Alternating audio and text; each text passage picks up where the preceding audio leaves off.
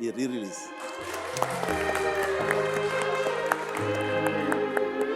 వి all miss her. తను మళ్ళీ గుర్తు చేసుకుంటూ యా.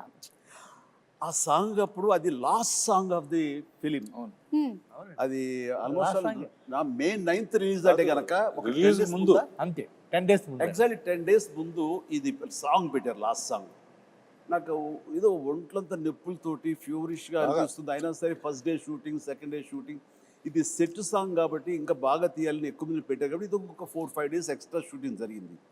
సెకండ్ డే నుంచి ఓపిక ఉండట్లేదు, చూస్తే ఫీవర్గా అనిపిస్తుంది. మేకప్ రూమ్లో కూర్చుని ఖాళీగా ఉన్నప్పుడు డాక్టర్స్ దీంట్లో ఆ ట్రీట్మెంట్ తీసుకుంటూ మళ్ళీ పిలవగానే మళ్ళీ అక్కడికి వెళ్ళి ఆ సుందరం మాస్టర్ గారు ఉండేవారు, ప్రభుదేవ ఉండేవారు, డైరెక్టర్ గారు, వీళ్ళందరూ కంపోజ్ చేసే సాంగ్ని దెన్ అండ్ దేర్ ఓన్లీ ఎక్కువ రిహార్సల్స్కి వచ్చేసి ఓపిక లేదు, ఫటాఫట్ చేసేసి మళ్ళీ కుర్చేసి కూలబడిపోయేవాడిని. ఇట్లా డైరెక్టర్ నా మీద జాలేసి కొన్ని షాట్లు చిరంజీవి లేకపోయినా పర్లేదు శ్రీదేవితో మేనేజ్ చేద్దాం కొన్ని చేశారు, కొన్ని నేను తప్పనిసరిగా ఉండే చోట్ల మాత్రం నేను చేశాను.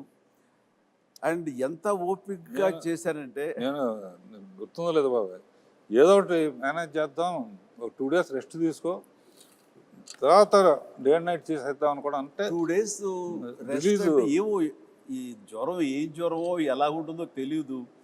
అండ్ ప్రొడ్యూసర్ ఆయన ఫేస్ చూస్తుంటే పాపం ఆయన కూడా రెస్ట్ తీసుకోవాలంటే ఉంటారు.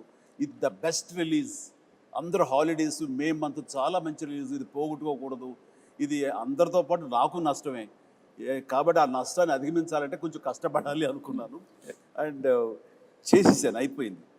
చేసిన తర్వాత కట్ చేస్తే లాస్ట్ షాట్ ఏం చేసాను తెలియదు, అయిపోయింది, వైండప్ చేశారు, గుంపుగా కొట్టారని తెలియగానే ఇక్కడ డామ్ అని పడిపోయాను. మళ్ళీ స్పృహలోకి వచ్చేసరికి నేను విజయ హాస్పిటల్, అంటే విజయవాహిని స్టూడియోకి రోడ్డు దాటితే విజయ హాస్పిటల్ అనేవాడు, ఇది కోడంబాకం దగ్గర. అండ్ అక్కడ వెళ్ళి జాయిన్ అయ్యారు. 2 days తర్వాత స్పృహలోకి వచ్చారు. ఆ జ్వరం ఏంటంటే మలేరియా,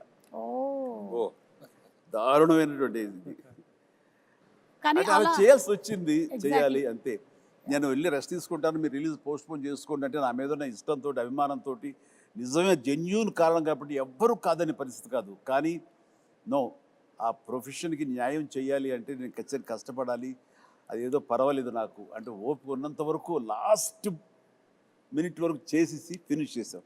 అలాగే